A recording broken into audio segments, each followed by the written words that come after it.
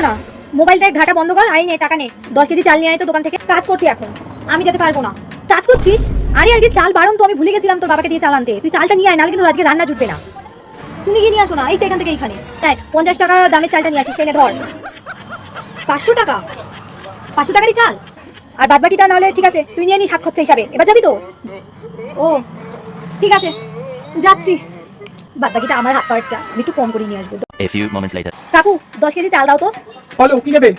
10 KG চাল? আচ্ছা ঠিক আছে। না, ব্যাগ এনেছো? ব্যাগ। ও দাও, ওই 50 টাকা দামের চালটা দিও। দিচ্ছি। এই নাও 10 কেজি চাল। কাকু কত টাকা হয়েছে? 500 টাকা হয়েছে। হ্যাঁ 500 টাকা? তো এখান থেকে নিশ্চয়ই ফিরবে কিছু।